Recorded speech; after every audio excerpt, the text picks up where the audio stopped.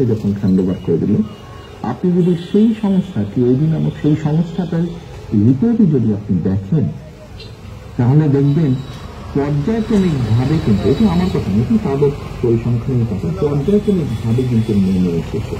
হ্যাঁ, যার প্রতি সমর্থন আছে সেরকম মানুষকে দেখেই আমরা নমিনেশন দেব।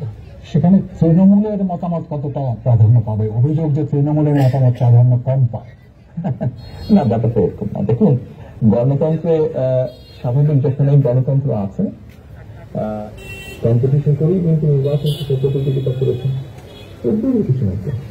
মনোনয়নের প্রশ্ন যদি আসি, সেখানে আপনাদের কৌশলটা কি হবে? এর আগে বিভিন্ন সম্পৃক্ততা উঠাবসা আছে যে ওই এলাকার মানুষের সমস্যার সমাধান করতে সক্ষম, যে ওই এলাকার বিভিন্ন শ্রেণীর মানুষ, তরুণ, নারী, মুরব্বী, অন্যভাবে দেখি। বাংলাদেশের ইতিহাসে এখন পর্যন্ত এটি একটি অবিস্মরণীয় ঘটনা, এই আন্দোলন, মানুষের এই আত্মত্যাগ। সাধারণত কোন রাজনৈতিক আন্দোলনে, স্বৈরাচার বিরোধী আন্দোলনে শিশু হত্যা হয় না, শিশু শহীদ হয় না, শিশু মৃত্যুবরণ করে না।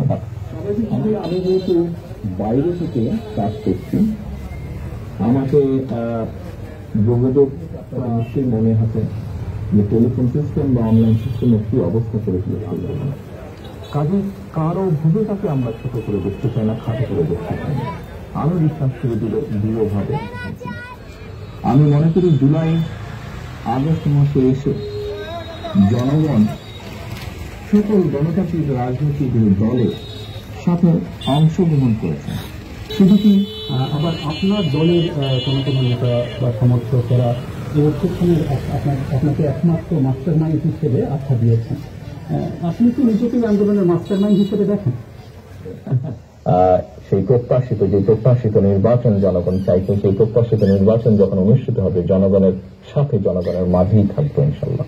একটা বিষয় যেটা আপনার দল থেকে মাঝে দলের নেতাদের কেউ কখনো কখনো বলেছেন যে একটা নিরাপত্তার শঙ্কার কথা বলেছেন আপনি না আসার পেছনে, আপনি কি কোনো ধরনের শঙ্কা করেছেন এর মধ্যে? এরকম শঙ্কার কথা তো আমরা অনেক সময় বিভিন্ন ব্যক্তির কাছে তো শুনেছি। সরকারের তদন্ত করার পরে আমরা বেশ কিছু বিষয় পেয়েছি। যেমন আমি দুইটি উদাহরণ দিয়ে আপনাকে বলি। যেমন ধরেন, দুই ভাই কোন একটি এলাকা দখলের মতো নানা অভিযোগ এসেছে আপনি জানেন, এবং আপনাদের দল থেকে অনেকে বহিষ্কার করা হয়েছে, এটা ঠিক। একই সাথে এটা ঠিক যে এই অভিযোগগুলো কিন্তু বারবার আসছে।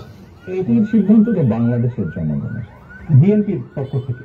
এক্ষেত্রে তো এটি দল সিদ্ধান্ত নেবে, দল কিভাবে করবে এটা দলের সিদ্ধান্ত।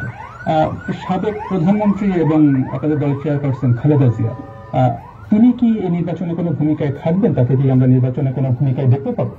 আপনি এমন একজন মানুষের কথা বলেছেন, সময় দিয়েছেন, তো ফেব্রুয়ারিতে এই নির্বাচন হবে, আপনাদের আস্থা কতটা আসলে? বিএনপি প্রথম থেকেই বলে আসছিল